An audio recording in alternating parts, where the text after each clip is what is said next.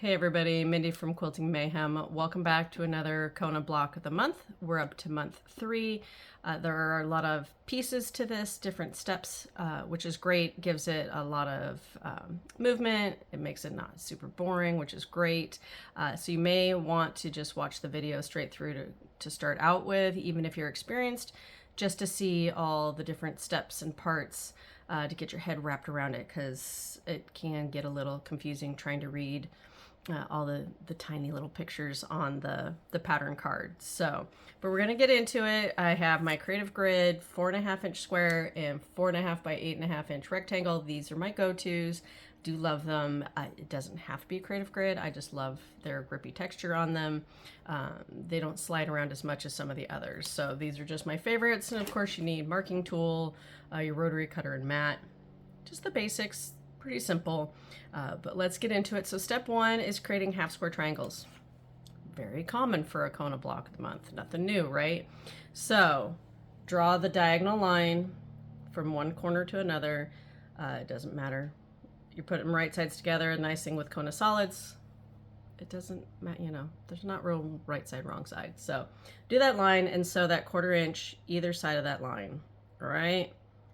Cut on the line, press them, and then you're going to want to trim them down to the 4.5 as the pattern says, because you don't want all these dog ears, and you want to make sure that you have nice precise sizes so that your block doesn't get wonky.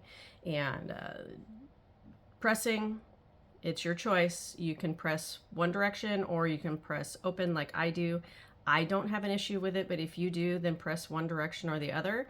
Generally recommended to press to the darker side so the darker fabric doesn't show through your lighter fabric.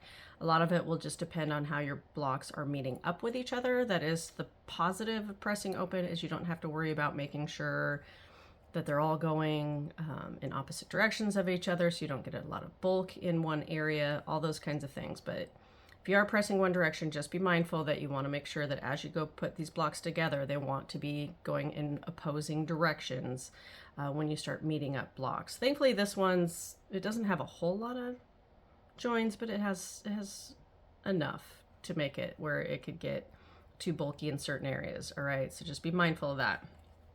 But otherwise, I press open because it doesn't give me issues. All right, so step 1 is the larger half square triangles with the background. Step 2 is you're taking 2 color squares, making half square triangles. So same step, draw that diagonal line, do the 1/4 inch either side, cut it open, press, trim. Okay, don't leave your dog ears. Make sure they're all the size they're supposed to be, and you're gonna make a handful of those guys. Okay, lots of half square triangles to start. Then we get into making 4 patches, right? If you're new, maybe you've never done a 4 patch. If you're experienced, you've probably done plenty in your lifetime. So you're going to take 4 squares, okay, lay them out into a 4 patch. All right, so, and I apparently didn't finish sewing it together, but what's going to happen is you're going to put 2 together, sew that 1/4 inch seam. So you're gonna get it like this. And what's gonna happen, we'll give you the visual. We're gonna make a 4 patch that'll look like that. Okay, so you're gonna have background squares and then color squares of your choice. Remember, this is your quilt. Pick the colors you wanna have in there. Make sure as you do your units, so your color and your background, and that when you're placing them together, that your backgrounds are not on the same side. So don't pin them together like that. Make sure you pin them together like this and match that seam. All right, so wherever that seam joins in the middle, put a pin there, just so that you have it line up nice. You don't have that little bit of shift. If you're new, you can pin the beginning and the end. The whole purpose of doing that, these are small enough you shouldn't have to. You should be able to just kind of line it up and make sure the beginning and the end match up. If they don't, if one, say, is further, like here, we'll try to fake it. Like if you had that much extra, what's going to happen when you open up your block, see if I can give you this it's kind of visual. If you opened it up and one side's bigger than it, notice you're going to have that wonky, not straight edge. And then things are going to shift and it gets off. So do yourself a good service of pinning at least in the middle so that you have a nice join, and then just make sure that those beginning and ends line up before you go to your machine so that you don't have any kind of curvature in your blocks, because that will help in that curvature. It may not seem like a lot, but by the time you start getting more and more pieces together, your block just doesn't lay out nice and straight, not the way you want it. All right, so then you just take this unit, go sew that 1/4 inch seam, and I'll be right back, show you what it looks like. All right, so 4 patch, okay? But I'm actually going to turn this camera around. I want to show you something cool about the 4.5 inch ruler, especially when doing these 4 patches and checking them for size. So I'm going to flip this around, and then I'll also show you how to trim up half square triangles. Okay, so what I really like is this ruler actually has a crosshair in it, all right? And since this block is supposed to be 4.5, and this ruler's 4.5, and this is a 4 patch, I can put this dead center on my seam lines and know that I have like a little bit extra over here. And this is just because of how the charm pack was cut. So there's just this little bit. That can make a big difference in a block. And there's a little bit over here. I'm going to rotate it around just because it's hard to cut with the camera in my way. Okay, same thing. So we're lining up crosshairs on the 2 seams and then just trimming off this little bit. Because sadly enough, this little like 1/16 of an inch of fabric can throw your block off. So this is why it's important to double check. Half square triangles, what's nice with the ruler is it has the diagonal line, and one direction of the ruler gives you the 1/2 inch markings, the other gives you whole. So depending what you're trying to trim to, flip your ruler the way you need it. But since these need to be 2.5, I want this side to be here. And all I'm going to make sure is that this diagonal line is on that diagonal seam, and that 2.5 inch mark is essentially inside the fabric. So if you look, there's fabric pretty much all the way around. All right, so we're going to trim that off.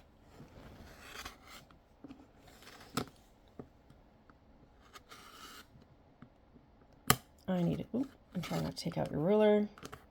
This is why I have a nick in my blade. I need to switch it. But, so I trimmed 2 sides, flip it around. Now I can line up the bottom 2 lines, this 2.5 mark on that straight edge that I just trimmed, and then trim up again. So then your half square triangle should be 2.5 inches. Okay. It's so schmutzy.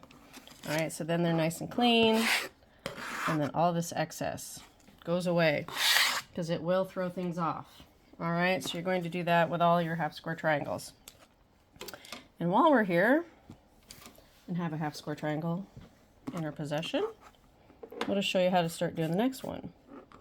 So then what's going to happen is you're going to start sewing, except for we're going to make sure this guy, this is the problem with these Kaufman packs, is they're actually a little bigger, I think, than a 5 inch square. I didn't actually check them, but I just cut it in 4s to get these squares, and I have this excess, so you may have to do some trimming because you don't need that. All right, so what'll happen is, make sure we get you in camera view first. You're going to take a half square triangle and a square, sew them together, and I'll show you what that looks like, but I'm just going to give you the gist of things. And then you're going to take and sew. So you're going to get those two pieces together first, and then we're going to sew this to that. Okay. So we're going to do that first. I'll show you what it looks like. Okay, so half square triangle to square. Now we're going to put rectangle onto that unit. So we're making sure that the half square triangle is going this direction. That's the important piece. Okay, so it looks like that. Then you're going to take your background, make sure you have a diagonal line on it. Now you can either lay it on top and then draw it, or I just pre-drew it, but you're going to make sure that that diagonal is going to go this direction. You do not want your diagonal going through that half square triangle that way. Okay, so make sure that when you do this, your diagonal is going corner to corner and going to miss this half square triangle unit. We're trying to keep that. And you're going to sew directly on this line. Okay, so we sewed on the line. We have it correct. What's really nice with also Creative Curve rulers, so this is the 4.5 by 8.5. On one side, one edge, this is a 1/4 inch seam allowance, and it's all frosted with its grip. This side has a 1/2 inch, but we just need that 1/4 inch because we're going to trim off excess. So we're going to line up this line on the diagonal line. Cut through everything. All right. And then open it and press it. So your block in the end will look like this. Isn't that pretty? I love it. I do believe traditionally that's called the birds in the air block. It's very pretty. So you're going to make 4 that are like this that will get partnered up with these guys. And we'll show you how that looks later. Okay, so go make those. What you're going to do is that same step again with half square triangles. So trim those guys up, and then we're going to make it with color blocks. So I'll give you a quick step-by-step for that in 1 second. Be right back. So same routine, we're going to sew this to that, and then those to this, and then put that square on top. All right, step 1, now we're going to put this to that. So it looks like that, and then pick whatever square. I might go this route because this one matches. Don't want to do that. So lay it on top, have that diagonal line. Get the camera to behave. So make sure you have your half square triangle going this way. Sew on the line, and then trim. Make sure you have the correct side.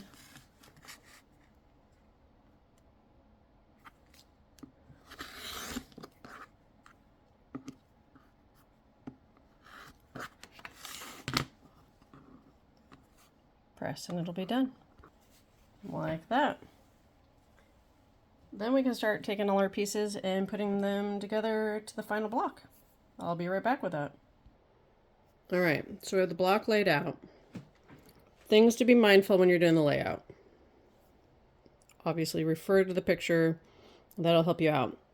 4 patches are always on this diagonal with the colors, because otherwise if you turn it, I mean, it's not going to hurt anything, but if you're going by the picture, you want to make sure this outer corner is a color fabric. And then making sure that when you're laying these out, they have that flying geese effect. So you have the background makes this larger triangle, then you have your pieced unit, your solid unit, all the way around. And then your center unit, making sure that it makes this pinwheel effect in the middle by always having this unit kind of, you just pivot it 90 degrees as you go. Now, general quilt practice is you would go across in rows, right? And then put your rows together.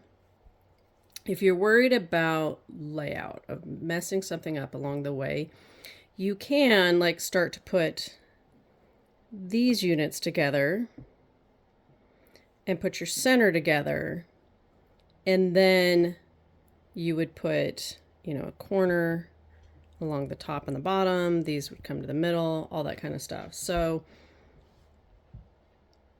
it's up to you how you want to put it together. My brain tells me, like, I like to put kind of the units together and then put it together. Now, ideally though, you know, rows is simple and basic. So I think that's what I'm actually going to do is I'll do rows across, and then we'll show you how that goes.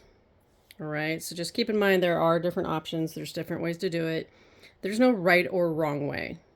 Just getting it done is the correct way, whatever works for your brain. So let's just try doing rows because I can chain piece it easier that way. And so I'll show you kind of what that looks like along the way.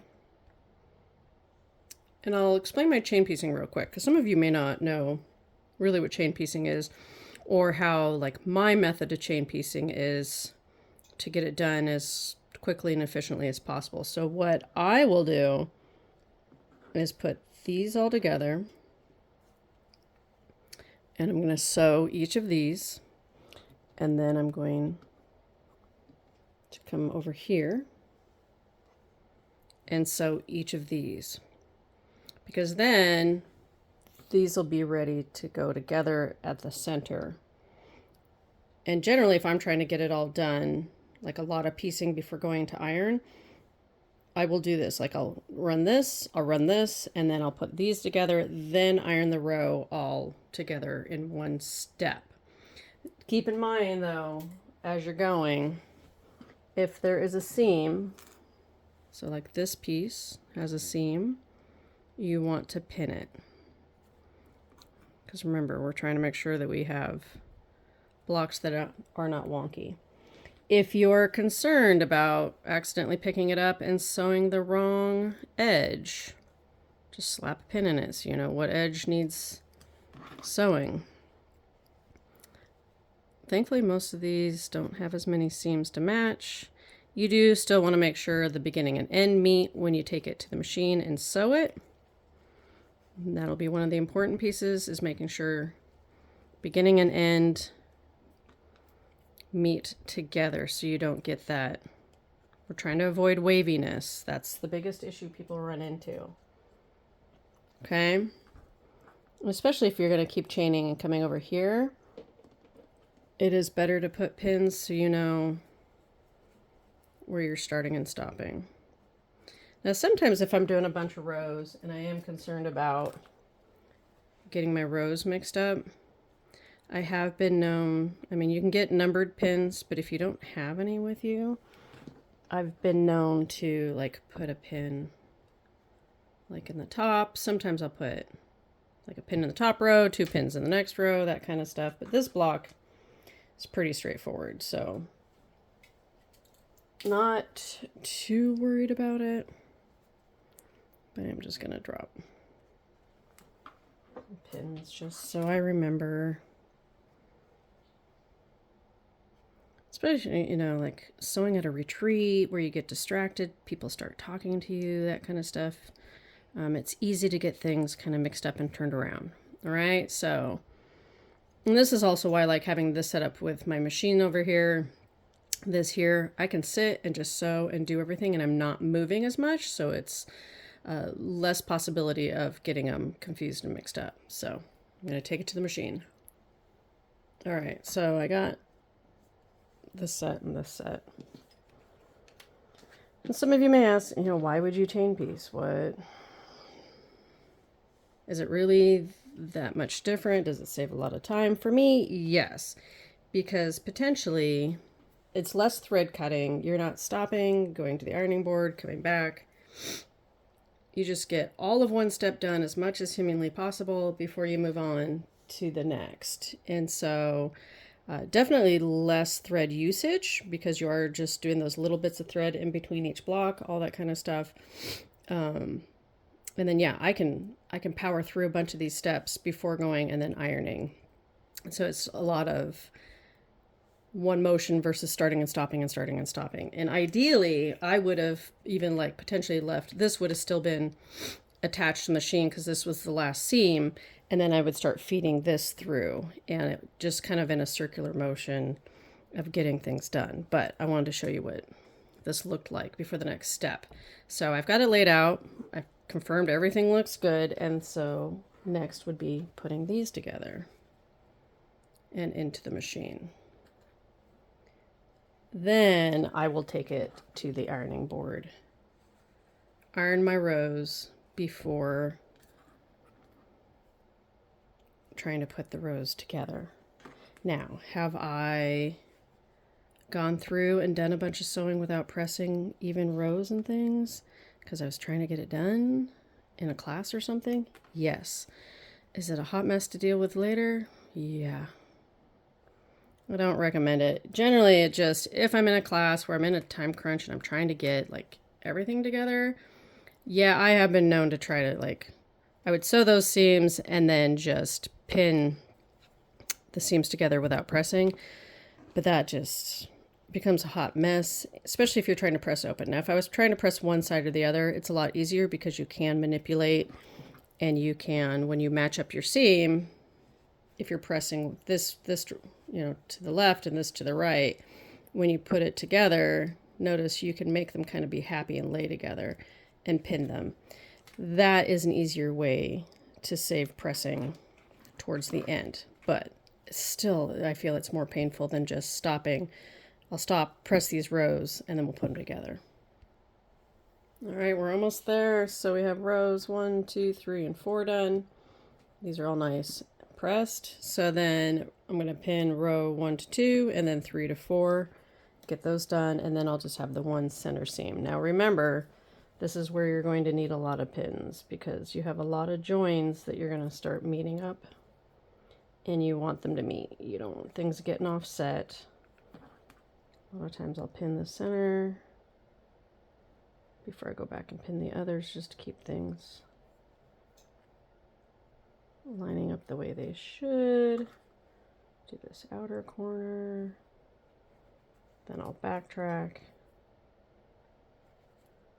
But it's a lot of pins, a lot of joins that you want to make sure are happy. If you're new and you want to pin the beginning and the end, please do. There's no shame in it. Just get them all together. Take it to the machine. And I still have that row 1 marker. I don't really need it.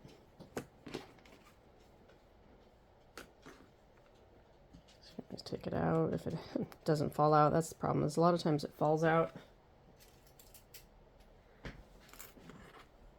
This one, because there's not necessarily a seam super close to the end, I'm going to pin the beginning. Just because I do want to make sure we start where we belong. And I'm going to pin the end. Because, I don't know if you can tell, but it's already, you know, they do try to tweak. So I just like to make sure it's nice and lined up and pin it. All right, so 1 and 2 are pinned together, row 3 and 4 together. We're going to sew those, and then we'll have that center seam. Okay, we just have this one last seam to put this block together.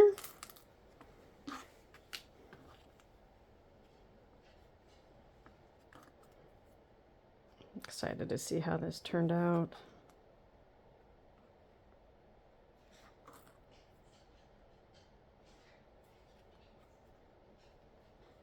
And once again, I am doing beginning and end just because there aren't as many seams that we're trying to line up. So I want to make sure we get a good straight start and stop.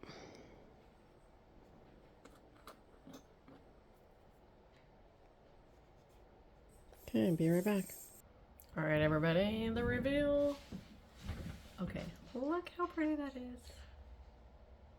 I love it. Okay, so hopefully your block has turned out and it makes you happy. Once again, if you have any struggles, please reach out. Please, please, please, please ask for help. I will gladly get you through any parts that are maybe giving you grief, frustrations. Maybe there's a question in something I did, or something I didn't tell you how I did it. So you can email, call us at the store. If you're local, come see me at the store. Message, Instagram, Facebook, all those kinds of things. Make sure you are liking and following us, and please share when you get your blocks done. I love seeing your work, them getting done, and hopefully some happy smiley faces in actually getting those blocks done. So it's a lot of fun, and until next month, keep on stitching.